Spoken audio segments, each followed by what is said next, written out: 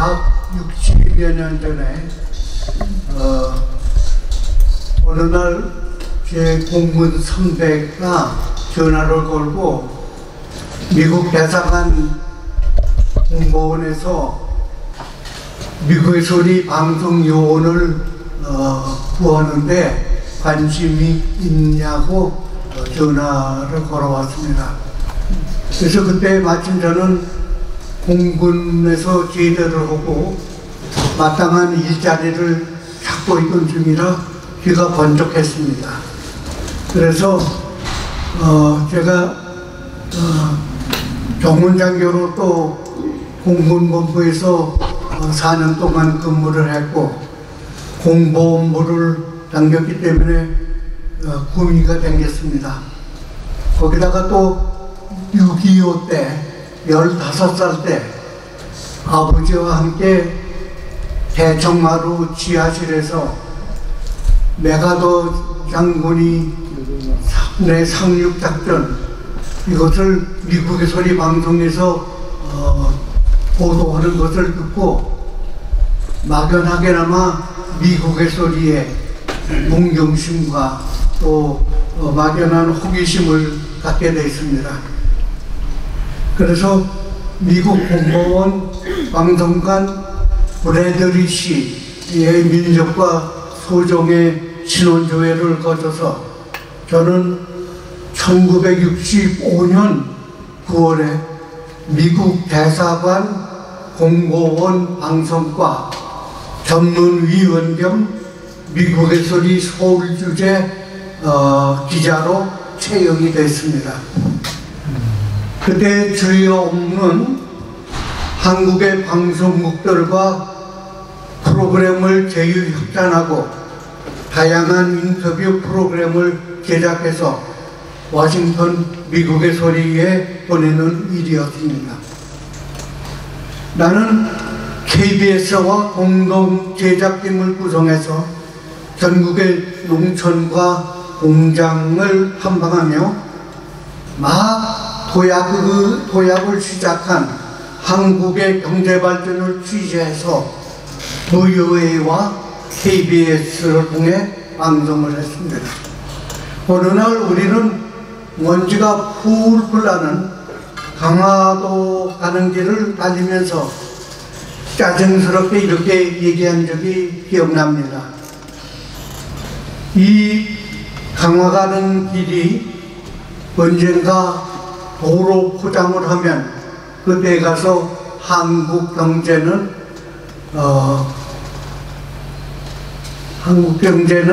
그러니까 근대화가 됐다고 할 수 있겠지 하고 저희들은 말았던 기억이 납니다. 마이크를 들고 40년 역사의 현장을 달려온 나의 여정은 이렇게 시작됐습니다. 1960년대 중반에 이르러서 월남전이 점차 격화됐습니다. 미국에서 반전운동이 거세지고 미국은 공보 활동을 강화하기 위해서 군민 홍보 활동을 하나로 묶는 미국 합동 홍보처 저스파워를 사이국에 설치했습니다. 나를 주한미국 공무원에 채용한 브래들리 씨도 저스파워의 방송관으로 전임돼서 월남으로 옮겨갔습니다. 1968년 초 저스파워로부터 한국의 전문이 서울 미국 공무원에 날아왔습니다. 내용은 10월 한국군 활약상을 워싱턴 미국의 소리 방송을 통해서 한국 국민에게 알렸으면 좋겠다 하는 것과 이를 위해서 서울의 한인섭을 월남에 파견해 달라는 것이었습니다. 그때 서울에서 함께 일했던 브래들리 씨가 나를 베트남으로 끌어낸 것입니다. 나는 1968년 5월 7일 노스웨스트 항공편으로 월남으로 향했습니다. 용문 기자로 전쟁터로 간다는 긴장감과 좁은 한반도를 벗어나서 미지의 세계로 가고 있다는 흥분이 교차하는 가운데 5월 9일 사이공 탄선우트 공항에 도착했습니다. 비트공의 구정공세에 직후라 공항의 보안 경비는 삼엄했습니다. 마중 나온 브래들리 씨와 함께 지프차에 올라 미군 헌병의 집총 호위를 받으면서 사이공 항구판에 자리잡은 저스파워에 달려갔습니다. 그곳에서 나는 매일 전함을 종합해서 워싱턴에 있는 미국의 소리에 보냈습니다. 그러면 보도는 미국의 소리 전파를 타고 한국에 방송됐습니다. 또 주월 한국군 방송에서도 나의 보도를 중계해서 주월 한국군 장병들도 전향 보도를 들었습니다. 나는 한국군의 전함을 전투장에서 직접 취재하려고 때때로 맹호 부대 작전 지역인 휘넌 또 백마부대가 주둔한 투이호화를 방문했고 이 안에 있는 비둘기 부대를 방문하기도 했습니다. 어느 날 휘넌을 가기 위해서 탄선우트 공항에서 한국 기자들과 군용기에 탑승할 때의 에피소드 하나를 소개해드리겠습니다. 탑승자 명단을 점검하고 있던 한국군 병사가 다른 기자들에게는 한국말로 묻는데 나에게는 느닷없이 영어로 Where are you going, Mr. 보아? 보아씨 어디로 가십니까? 라고 묻는 것이었습니다. 다소 의아해서 나도 휘논 가는데 하고 한국말로 말하자 그 병사는 아이고 죄송합니다. 한국분이시군요. 저는 월남 사람인 줄 알았어요. 명찰에 뭐라고 쓰여 있었어요. 그러고 보니 내가 입던 군복에는 미국에서 약자인 VOA라는 명찰이 붙어 있었습니다. 게다가 그 당시 몸무게가 50kg밖에 안 나가는 깡마른 원투에 차카맣게 탄 얼굴이 영락없이 월남쌈으로 보였던 것입니다. 함께 있던 한국 기자들은 일제히 미스터 보아, 미스터 보아를 외치며 막장대소했습니다. 그 후 내 별명은 미스터 보아가 됐습니다. 여러분도 보아라고 불러주십시오. 한국군의 작전 지역은 비교적 평온했습니다. 한국군의 용맹성이 널리 알려지자 비트공이 함부로 도발해 오지 못했습니다. 밤이 되면 주기적으로 호성이 요란했는데 한국군이 쏘는 엄포라는 설명을 듣고 마음이 놓였습니다. 여기서 포단에 얽힌 확인되지 않은 에피소드 하나를 소개합니다. 한국군 장병이 월남에서 복무를 마치면은 돌아갈 때에는 어느 정도의 귀국짐이 허용돼서 선박선으로 붙이게 됩니다. 그런데 한 번은 귀국선에 싣던 컨테이너 하나가 너무 무거워서 기중기의 식사선이 끊어지는 사고가 발생했습니다. 담당 미군이 컨테이너를 점검해 보니 그 안에 호탄기가 꽉 들어차 있었다고 합니다. 그래서 탄기에서 나오는 그 신추는 그 당시 한국에서 공호병으로 안 쓰이는 데가 없을 정도의 인기 품목이었습니다. 그 말을 듣고 보니 한국군이 무시로 쏘아대는 대보아리 탄기가 결국 한국에 들어가서 경제 발전에 큰 몫을 하는구나 하는 생각에 실소를 금할 수 없었습니다.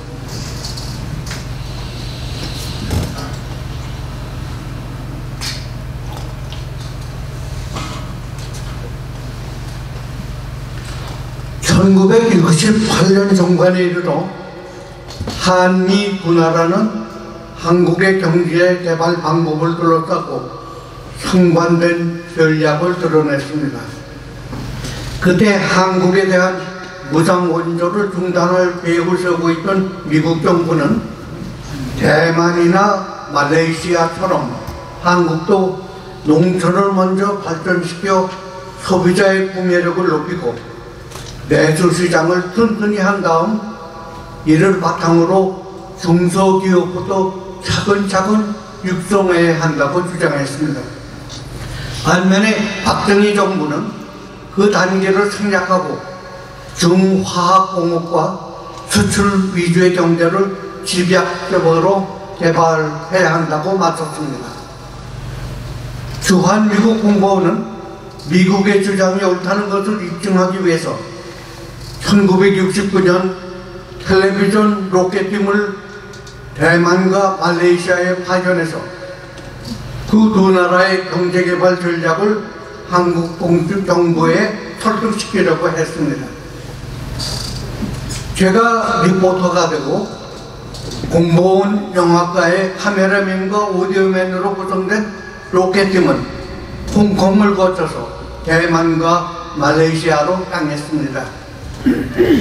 대만에서 나는 엄가강 부총통, 이경공 경제부장과 각각 특별 인터뷰를 했고 쿠알라룸푸르로 가서 퉁쿠르 압둘라만 말레이시아 부총리 겸 경제부 장관과 단독 회견을 갖는 등 두 나라의 경제개발 전략을 다각도로 취재했습니다.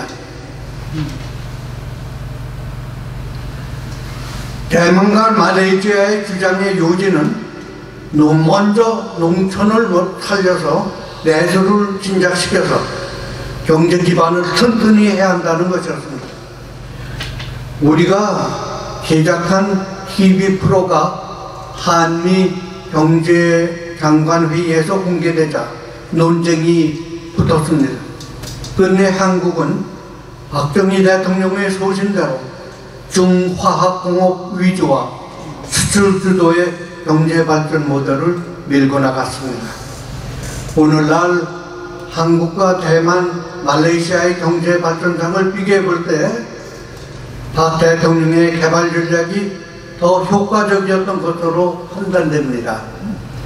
2020년 현재 한국의 국내 총생산 GDP는 세계 10번째로 선진국 대열에 진입하는 데 비해서 대만은 21위, 말레이시아는 42위에 머물렀습니다.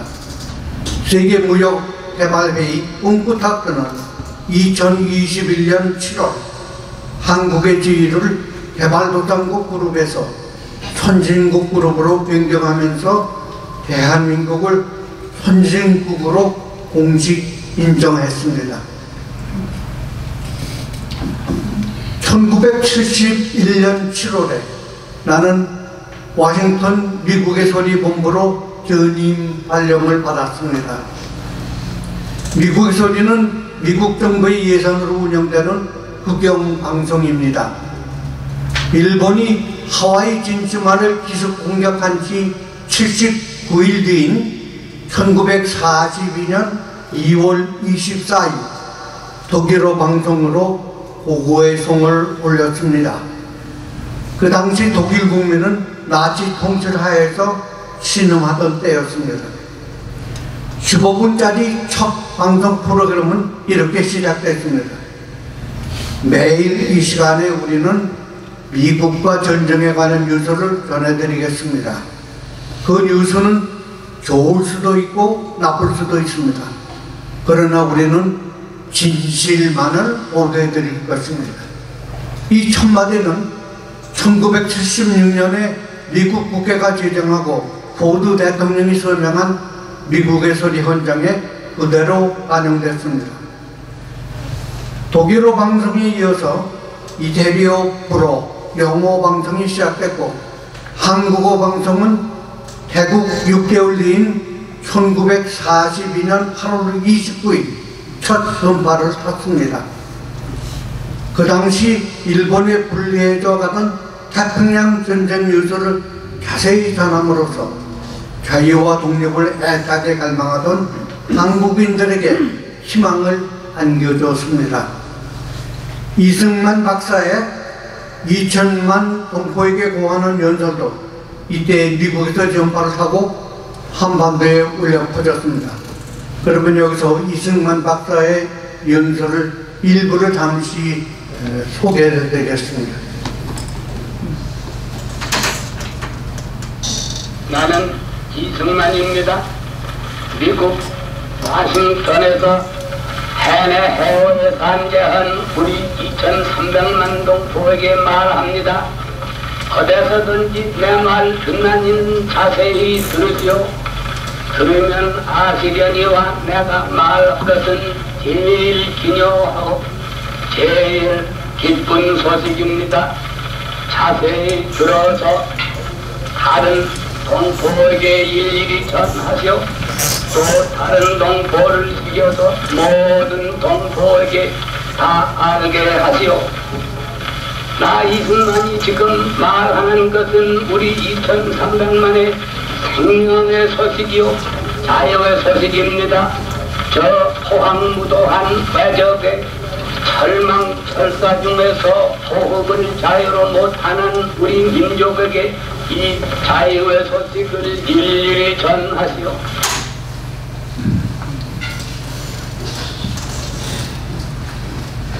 미국의 소리는 그 후 8.15 해방, 6.25 전쟁, 4.19 혁명, 5.16 쿠데타, 유신 독재, 6.29 선언 등 파란만장한 한국 최군세의 역사의 소용돌이 속에서 하루도 빠짐없이 정확한 뉴스를 객관적으로 전해주는 중요한, 또 어떤 때는 유일한 서식원이 되어왔습니다.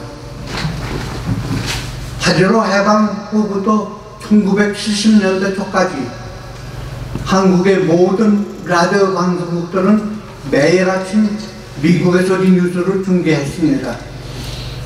여기 계신 여러분들께서 아마 그때 파도 소리를 타고 황재경 아나운서가 특유의 목소리로 전하는 무효의 뉴스를 들으셨을 줄 믿습니다.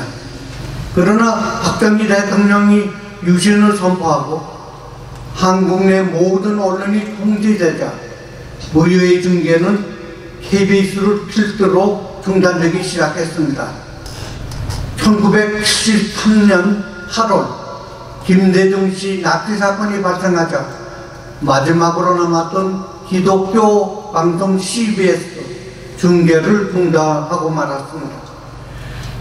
그날 아침 내가 뉴스를 마침 담당했는데 일본을 방문 중인 김대중 씨가 도쿄에서 라고 뉴스를 시작하자 CBS 아나운서가 가로채면서 상태가 고르지 못해 중계를 중단한다고 말하고 음악을 내보냈습니다. 이 사실을 보도한 미국 크리스찬 사이언스 모니터 신문은 8월 21일자에서 무효의 중계가 그 후로는 다시 재개되지 않았다고 보도했습니다. 한국에서 유신 독재가 강화되어 언론 통제가 점점 더 심해지자 단파 라디오를 통해서 듣는 미국의 소리 청취자 수가 급격히 늘어나고 있다고 당시 한국일보는 전했습니다. 나는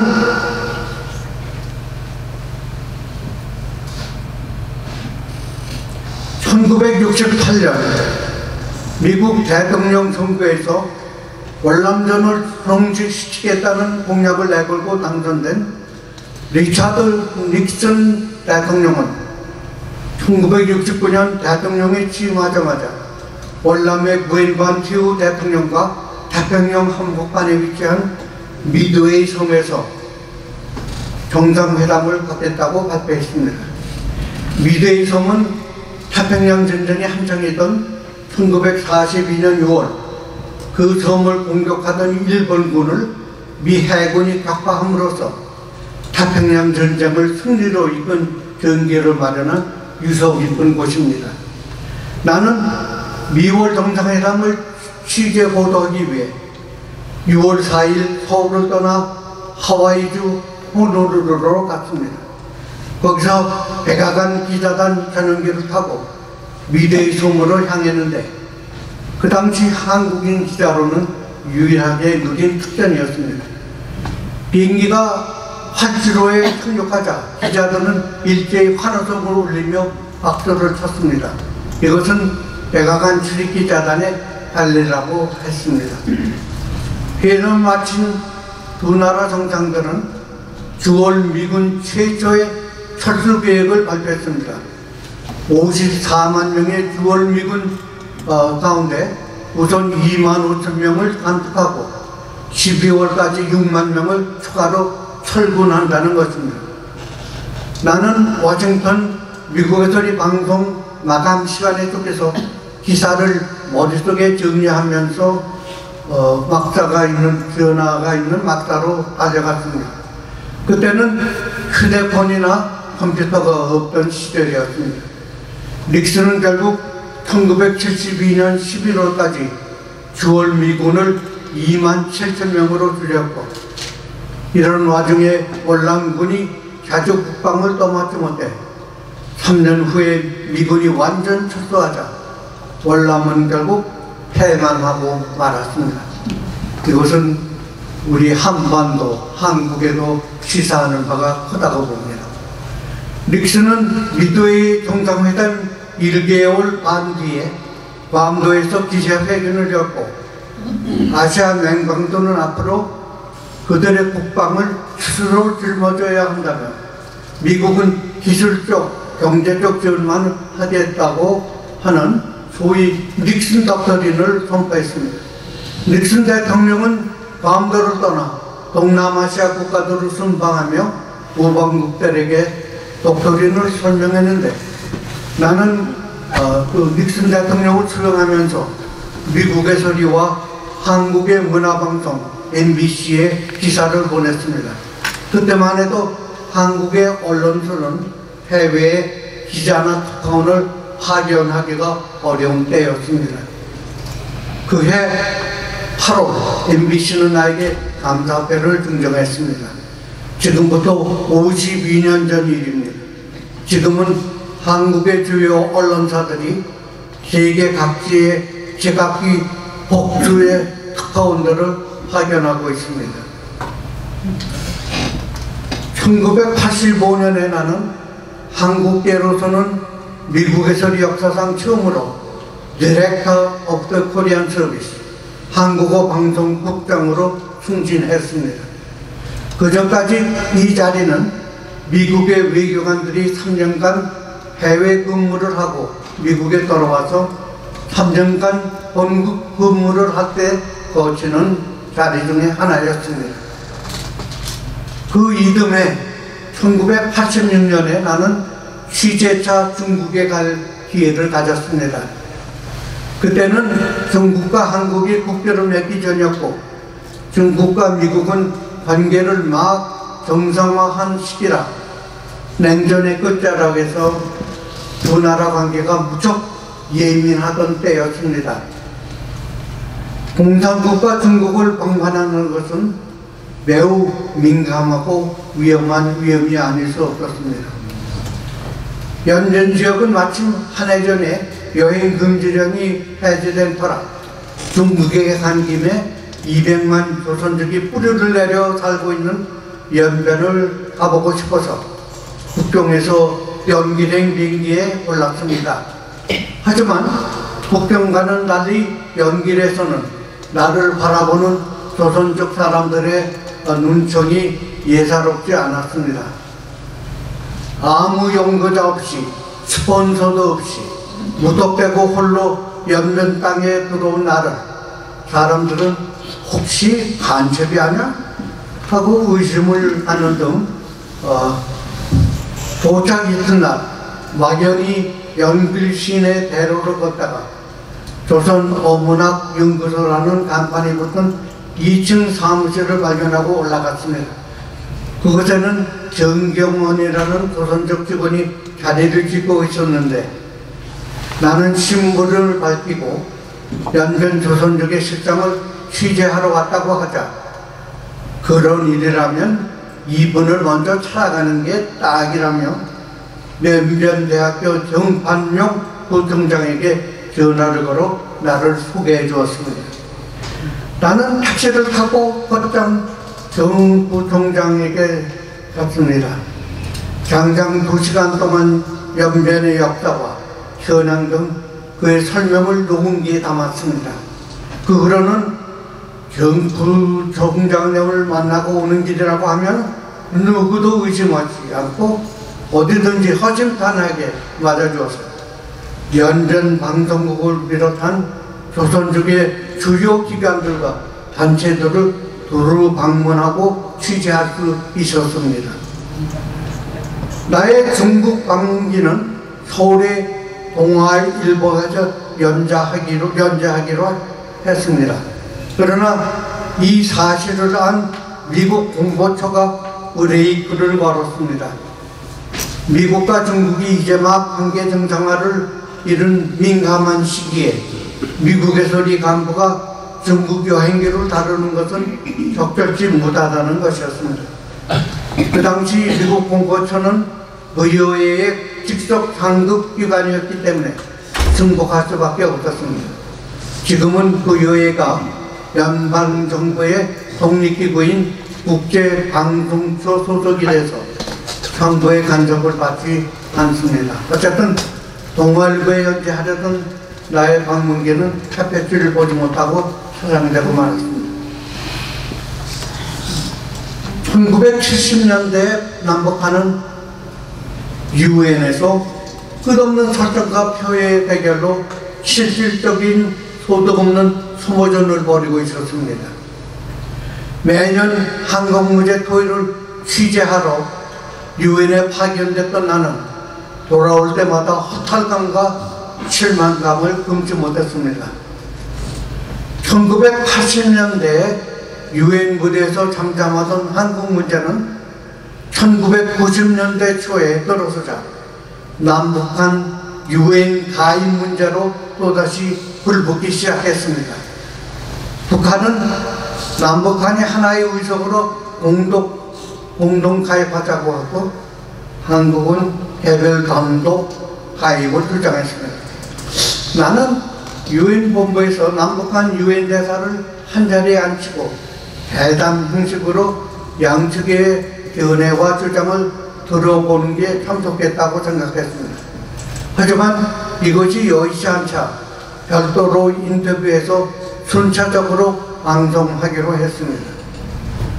인터뷰에서 북한의 화정 유엔 차석 대사는 유엔 가입 문제는 우리 민족의 내부 문제로 독일과 직접적으로 연결된 문제인 만큼 남북한에 합의하고 해결해야 할 문제라고 주장했습니다. 한국의 현홍주 유엔 대사는 한국의 유엔 가입은 거역할 수 없는 시대적 조류라고 말했습니다. 그 당시 한국은 88 올림픽의 성공적인 개최와 노태우 정부의 적극적인 국방정책으로 제3세계와 동북권 나라들의 호감과 지지를 교합했고 소련과는 이미 국교를 맺었으며 중국과도 우호관계를 따지고 있어서 한국 단독의 유엔 가입에 자신감이 생기고 있었습니다. 당황한 북한은 결국 벨기에 의석 동시 가입으로 입장을 바꿨습니다. 남북한은 드디어 1991년 9월 17일 제46차 유엔 총회에서 각기 벨기에 의석을 가진 회원국으로 유엔에 동시 가입했습니다. 이때 북한의 김영남 부총리 겸 외무상이 뉴욕을 방문했습니다. 나는 그가 묵고 있던 왈돌프 아스토리아 호텔에서 단독 인터뷰를 했습니다. 그 한 부분을 소개합니다. 세계 공산 진영에 큰 변혁이 생겨 동유럽에 이어 소련에서도 공산주의가 붕괴되는데 그 상황을 북쪽에서는 어떻게 보고 있느냐 하는 질문에 김영남 외무상은 이렇게 답변했습니다. 잠깐 기다려요.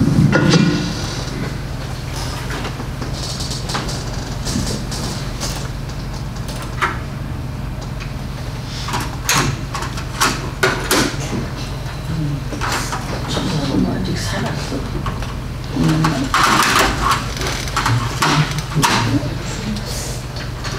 지금 적지 않은 나라 그 출판 보도계의 여론과 기사들을 보게 되면은 지금 세계적으로 사회주의가 붕괴되어가고 있다. 따라서 조선에서도 이제 동그라파와 같은 그런 정화이 조성되게 되지 않겠는가, 이렇게 억측하고 있는 것들이 적지 않는데, 이것은 조선이라는 나라가 어떤 나라이고 조선 인민은 어떤 인민이고 또 조선 노동당 어떤 당이고 조선 노동당의 영도하에 건설하고 있는 조선식의 사회주의는 어떠한 사회주의인가 하는 것을 잘 모르고 있는 데로부터 나오는 그런 극도에 달하는 편견이라고 생각됩니다. 따라서 그들이 생각하고 있는 것이 너무나도 잘못된 것이라는 것은 이제 시간이 흐를수록 차차차차 이제 명백해질 것이라고 우리는 확신하고 있습니다.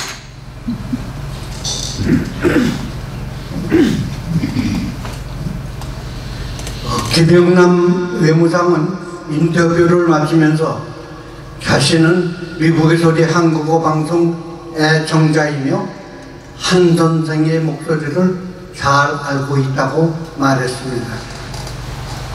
북한은 1991년 말 한반도 북단에 위치한 나진 선봉지구를 경제 자유무역지대로 선포하고 그 일대에 경제특구를 건설하겠다고 공표했습니다.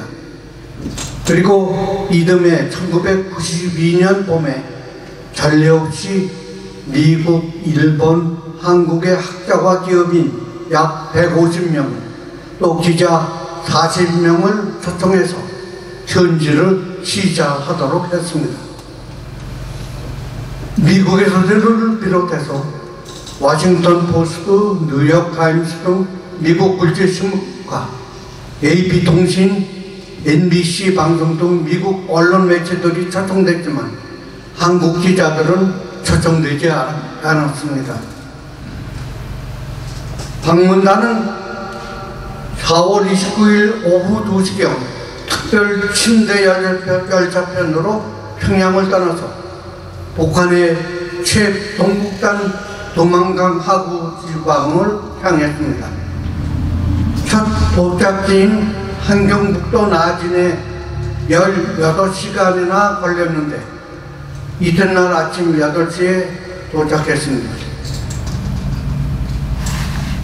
평양 나진 간 거리는 서울 부산 간 거리의 약 2배인데 시간은 4배가 걸린 셈입니다. 물론 산이 많은 탑도 있겠지만 침묵이 낡아서 속력을 내지 못하는 것 같았습니다. 나진과 선봉에서 북한 관계자들의 정성 어린 브리핑을 들은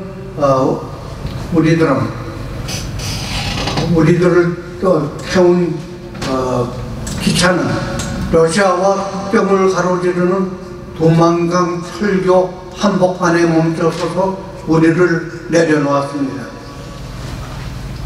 나는 철교 위로를 거닐면서 김정구 선생의 눈물 젖은 도만강을 입속으로 읊으며 도만강물에 실려 내려가는 듯한 한반도의 기구한 운명을 개탄했습니다.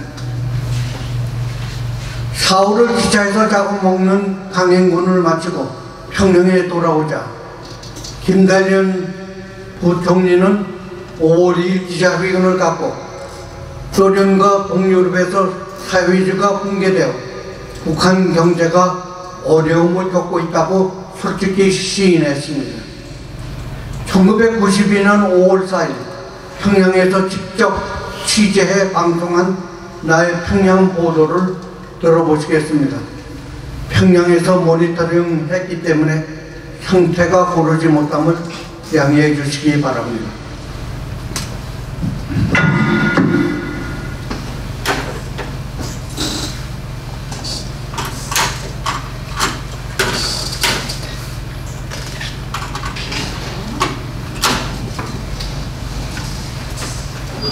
북한의 한 고위 관리는 북한이 경제적으로 어려움을 겪고 있다고 솔직히 시인하고 이를 타개하기 위해서 경제 국제화를 도모하고 있다고 말했습니다. 두만강 유역 경제 개발 협력에 관한 국제회의는 평양에서 2일간의 회의를 마치고 3일 폐막했습니다. 자세한 소식은 미국의 소리 한인석 기자가 평양에서 보도해드리겠습니다. 북한의 김달현 부총리급 무역부장은 3일 두만강 유역 개발 국제회의가 개막된 직후 가진 기자회견에서 사회주의 시장의 붕괴로 북한은 경제적 어려움을 겪고 있다고 말하고 경제 국제화로 이 난관을 돌파하려는 것이 북한의 승전 전략이라고 말했습니다. 사회주의 시장이 없어지고 우리가 사회주의 나라들하고 하던 이런 무역을 우리 자본주의 나라하고 좀 다르는 사업을 하고 있는데 이게 일단 시간이 갑니다. 그러니까 우리가 낮에 선동지기에 투구도 내오고 수술기지도 부리고 이렇게 적극적인 우리 경제를 국제화하는 방향으로 나가는 것이 우리가 지금 생존하고 우리의 대우를 지키고 더 발전하기 위해서는 반드시 필요한 거라고 나는 생각합니다.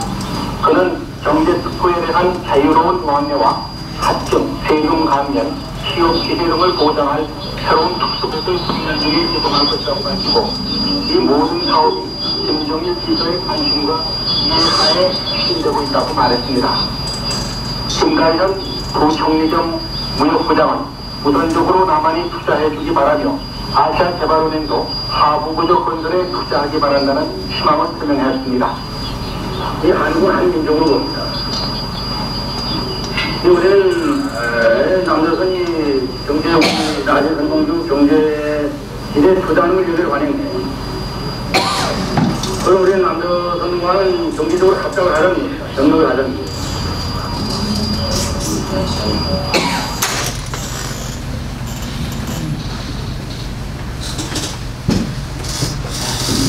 나는 평양에서 몇몇 미국의 소리 청취자들을 만났습니다. 그들은 프로그램을 일일이 대면서 평을 하기도 했습니다. 북한 사람들은 미국의 소리를 미국 자는 빼고 소리방송이라고만 합니다. 내가 북한을 방문했을 때만 해도 분명 두만강에는 봄이 다가오는 것으로 보였습니다.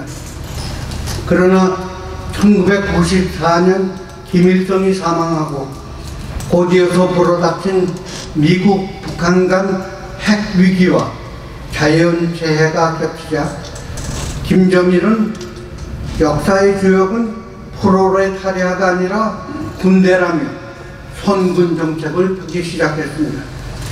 그 과정에서 김달현, 김정우, 김성식 같은 개방파들이 낙마해서 무대에서 사라졌고 북한 주민들은 3대째 이어나오는 김씨 왕조의 억압과 계하에서 아직도 깨어나지 못하고 있습니다. 1999년에 나는 다시 연변을 방문할 기회를 가졌습니다. 그때 운 좋게도 한국의 선교사를 만나 그의 안내를 받으며 값진 라디오 프로그램을 제작할 수 있었습니다.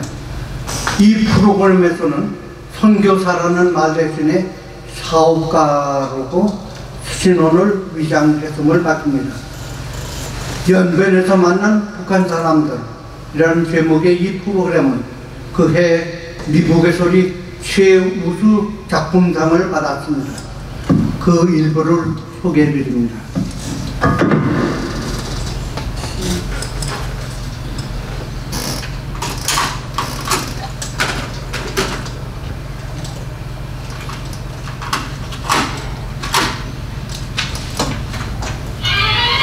고아원 방문을 마치고 기자를 안내해준 남한의 사업가를 따라 점심을 먹으러 간 곳은 북한이 직영하는 대동강 식당이었습니다. 별실로 안내돼서 잠시 기다리고 있으려니까 미호령의 북한 접대원이 미소를 띄우며 들어왔습니다. 연길에 상주하고 있는 남한의 이 사업가 북한의 접대원 외출에서는 구면인 듯 반갑게 인사와 덕담을 나눴습니다. 그런 뒤 두 사람은 정답게 노래를 불렀습니다. 복음성가 곡조의 가사를 약간 바꾼 노래였는데 두 사람이 나란히 앉아서 노래를 부르는 모습 속에는 전쟁의 위협도 이념 간의 갈등도 찾아볼 수 없었습니다. 우리는 지금 북에서 온 혜경이와 남에서 온 최병국이가 같이 노래를 부르는 오늘 조카로 삼고 보이지 아니하는 뵙지는 못했지만 혜경의 아버지 미지의 만날 형님께 이 노래가 전달되고 또 이 노래를 듣는 사람들이 다 이 많이 불러서 미움 다툼 시기 질투 버리고 우리 민족이 서로 사랑하는 그날이 빨리 왔으면 좀 좋겠습니다. 그런 의미에서 우리 노래를 하나 부릅시다. 이 다음에 통일해서 만나면 우리 뭐라고 말할까? 그때에는 부끄러움이 없어야지. 우리 서로 사랑해. 이 세상에 제일 귀한 한 가지, 내 민족을 내 몸과 같이 사랑해요. 미움 다툼 시기 질투 버리고 우리 서로 사랑해. 20대 초반의 혜경이라는 이 북한 아가씨는 남한에서 온 사업가에게 이번에는 북한 노래를 부르자며 가르쳐주겠다고 했습니다. 두 사람은 한두 번 연습을 하더니 다시 합창을 시작했습니다. 우리 민족 제1일세 들어보겠습니다. 5000년의 역사와 문화를 가진 예절 밝고 문명한 민족이라오. 자랑하자 우리 민족, 사랑하자 우리의 땅. 세상 천지 둘러봐도 우리 민족 제1일세. 잘 부르네. 센스가 빨라요, 확실히. 이 북한 아가씨는 가족이 평양에 있으며 음악을 공부했고 집에는 피아노도 있다고 말했습니다. 아버지는 학교 선생님이라고 했지만 식당에서의 그의 자유로운 언행이라든가 풍기는 외모로 봐서 북한의 보통 사람 가정 출신은 아닌 것 같았습니다. 북한에서 온 접대원 아가씨와 남한에서 온 사업가가 공개된 장소에서 마주 앉아 스스럼 없이 대화를 나누며 남쪽과 북쪽의 노래를 마음 놓고 부를 수 있는 것, 그러면서도 북한에서 탈출한 고아들을 남한의 기독교인들이 헌신적으로 돌봐주고 있는 것, 연변은 바로 그런 곳이었습니다.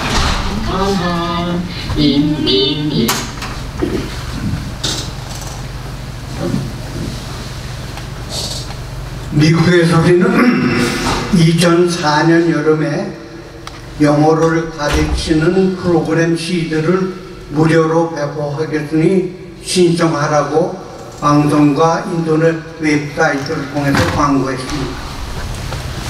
2시간 만에 이메일로 주문이 들어왔는데 놀랍게도 그 첫 신청자는 뉴욕에 있는 북한 대표부의 한성열 사석 대사였습니다. 2조를 보내주면 한 조는 제가 이용하고 다른 하나는 평양 외국어 대학에 보내서 영어 교재로 이용하게 하려고 합니다 라고 썼습니다.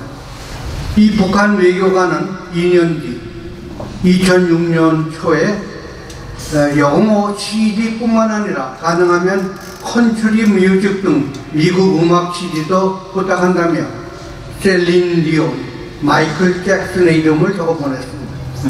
북한의 엘리트들이 영어 배우기와 미국 문화에 얼마나 큰 관심을 갖고 있는지를 보여주는 한 예라고 봅니다.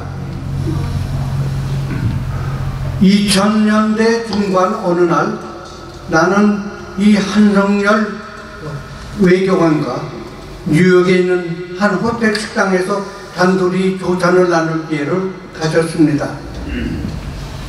그는 북한의 전파 방해가 수도 평양 지역에 집중되어 있기 때문에 지방에서는 미국의 소리 방송이 잘 들린다고 말하고 세계 뉴스, 미국 문화, 영어 강좌, 시장 경제에 관한 프로그램을 많이 방송해달라고 부탁했습니다.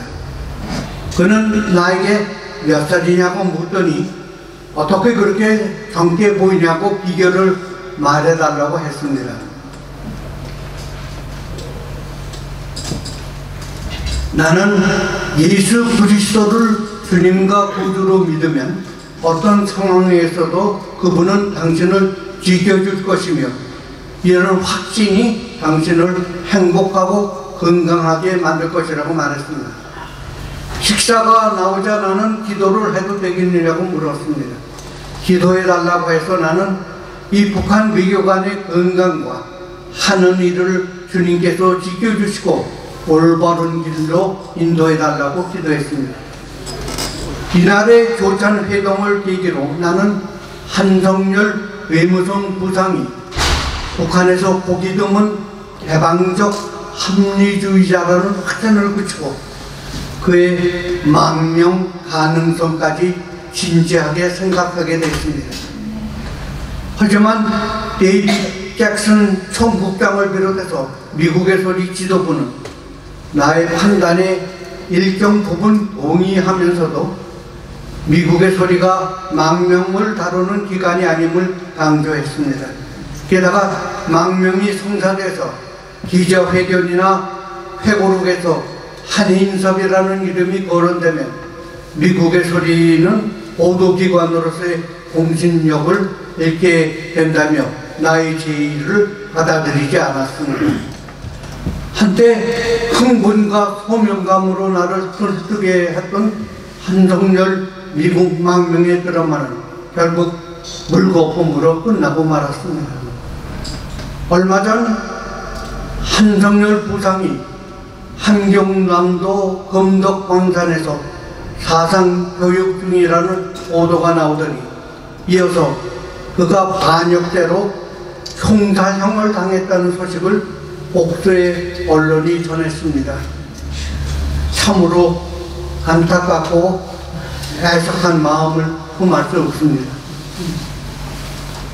한성열 부상이 1993년 평양에서 나에게 보내온 연하장을 소개하며 저희 특강을 마치겠습니다. 이 연하장에서 한성열 북한 외무성 부상은 또박또박 친필로 오 메리 엑스마스, 오 메리 크리스마스라고 썼습니다. 지금은 부디 하늘나라에서 예수님과 함께 복락을 누리고 있기를 소망합니다. 여러분 끝까지 경청해 주셔서 감사합니다.